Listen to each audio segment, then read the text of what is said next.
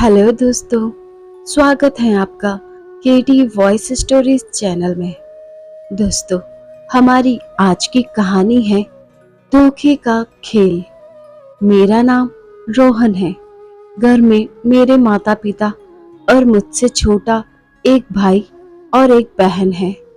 पढ़ाई पूरी करने के बाद मैंने शहर में नौकरी करने की सोची।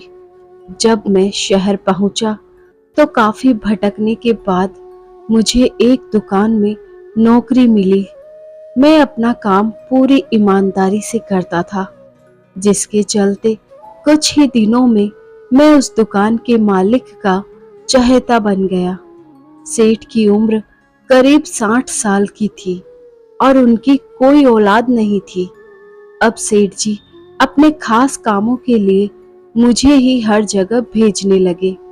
एक दिन सेठ जी ने मुझे एक ब्रीफ केस दिया और मुझसे बोला, इसे मेरे घर पर दे आओ।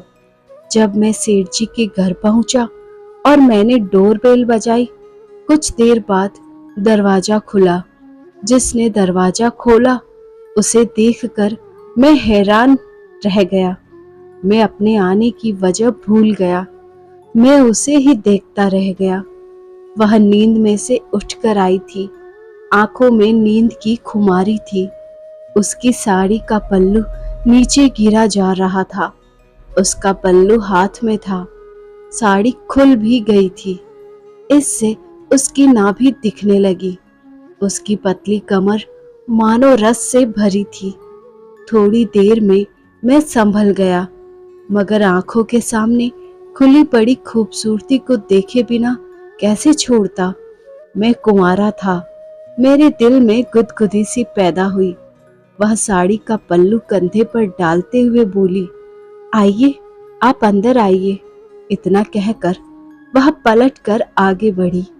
पीछे से भी वह वाकई खूबसूरत थी। पीठ पूरी दिख रही थी। उसकी चाल में मादकता थी जिसने मुझको और लुभा दिया था। उस औरत को देखने में खोया मैं बहुत मुश्किल से आकर सोफे पर बैठ गया। मेरा गला सूखा जा रहा था। मैंने बहुत कोशिश की। बाद में कहा, मैडम, ये ब्रीफकेस को सेठ जी ने आपको देने को कहा है। मैंने ब्रीफकेस आगे बढ़ाया। आप इसे मेज पर रख दीजिए। मैंने बोला, जी, आप तेज धूप में आए हैं, थोड़ा ठंडा हो जाइएगा। कहते हुए वह साथ वाले कमरे में गई और कुछ देर बाद पानी की बोतल, 2 कोल्ड ड्रिंक ले आई और मेरे सामने वाले सोफे पर बैठ गई। मैं पानी की बोतल उठाकर सारा पानी घटाघट कर पी गया। वह औरत कोल्ड ड्रिंक की बोतल खोलने के लिए मेज के नीचे रखे ओपनर को लेने के लिए झुकी तो फिर उसका पल्लू गिर गया और मेरी नजर वहीं अटक गई। उस औरत ने ओपनर से कोल्ड ड्रिंक खोली। उसने मेरी ओर एक कोल्ड ड्रिंक बढ़ाई। मैंने बोतल पकड़ी। मेरी उंगलियां उस औरत की नाजुक उंगलियों से छू गई। मुझको जैसे करंट सा लगा। उस औरत के जादू और मादकता ने मुझको घायल कर दिया था। मैं खुद को काबू में ना रख सका और उस औरत यानी अपनी सेठानी से लिपट गया। जब उसने कोई विरोध नहीं किया तो मेरी हिम्मत और बढ़ गई। मैं उसको बेहताशा चूमने लगा और धीरे धीरे वह भी मेरा साथ देने लगी। मैं उसको उठाकर कमरे में ले गया और बिस्तर पर लिटाकर उसके कपड़े निकालने लगा। फिर हम एक दूसरे के आगोश में खो गए और धीरे धीरे एक दूसरे में समा गए। जब हम शांत हुए तो मैं बाहर आया और वापस जाने लगा तो सेठानी ने मुझे फिर से चूम लिया। मैंने उससे पूछा कि सेठ तो इतने बूढ़े हैं और आप इतनी जवान। तो उसने बताया, मैं इस सेठ की दूसरी पत्नी हूँ। मैं सोचने लगा कि सेठ तो वैसे ही बूढ़ा है। अगर मैं सेठानी को ऐसे ही खुश रखूंगा तो सेठ के मरने के बाद यह सारी दौलत मेरी हो जाएगी।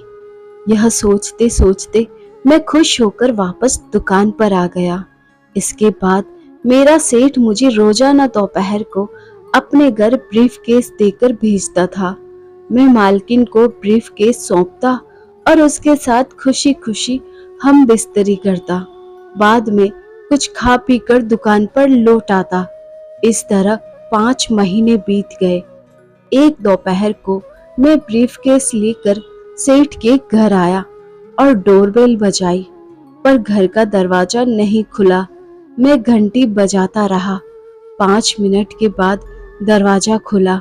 दरवाजे पर मेरी सेठानी खड़ी थी, पर एक आम घरेलू औरत जैसी। आंचल ओढ़कर, घूंघट डालकर उसने मुझको बाहर ही खड़े रखा और कहा, रोहन, मुझे माफ करो, हमारे संबंध बनाने की बात सेठ जी तक पहुंच गई है। वे रंगे हाथ पकड़ेंगे तो हम दोनों की जिंदगी बर्बाद हो जाएगी। हमारी भलाई अब इसी में है कि हम चुपचाप अलग हो जाएं। आज के बाद तुम कभी इस घर में मत आना। इतना कहकर सेठानी ने दरवाजा बंद कर दिया। मैं मानो किसी खाई में गिर गया। मैं तो यह सपना देख रहा था कि करोड़पति सेठ की दूसरी पत्नी मेरी बाहों में होगी। बूढ़े सेठ की मौत के बाद मैं इस घर का मालिक बनूंगा, मगर मेरा सपना ताश के पत्तों के महल की तरह तेज हवा से उड़ गया। ऊपर से ये डर सता रहा था कि कहीं सेठ मुझे नौकरी से तो नहीं निकाल देगा। मैं दुकान की ओर चल दिया, लेकिन समय ऐसे ही गुजरता रहा और जब सेठ ने इस बारे में मुझसे कोई बात नहीं की, तब जाकर मेरे मन को राहत मिली। कुछ दिनों बाद मुझे पता चला कि सेठानी प्रेग्नेंट है। तब मुझको समझ आने लगा कि उसने सिर्फ मेरा इस्तेमाल किया है। मैं गुस्से से सेठानी के पास पहुंचा तो उसने मुझे बताया, रोहन, तुम्हें नहीं मालूम कि सेठ मुझे डांस बार से लाए थे। उसने मुझसे शादी की और इस घर की मालकिन बनाया, पर हमारी कोई औलाद नहीं थी। मैं सेठ को उपहार के तौर पर बच्चा देना चाहती थी। सेठ ने भी मेरी बात मानी। हमने तुम्हारे साथ नाटक किया। हो सके तो मुझे माफ कर देना। इसके बाद सेठानी ने एक हाथ अपने बढ़ते पेट पर फेरा, दूसरे हाथ से वह अपने आंसू पोंछने लगी। मैं भी निराश होकर भारी कदमों से वापस दुकान की ओर चल पड़ा। तो दोस्तों, आज की कहानी यहीं पर खत्म होती है। तो आपको यह कहानी कैसी लगी हमें कमेंट करके जरूर बताइए और आपका प्यार और सपोर्ट ऐसे ही बनाए रखिए। चैनल पर नए हैं तो सब्सक्राइब जरूर करें, साथ में बेल आइकन प्रेस करें ताकि न्यू स्टोरीज का नोटिफिकेशन सबसे पहले आपको मिल सके। और हाँ, वीडियो को लाइक और शेयर करना ना भूलें। Thanks for watching. धन्यवाद।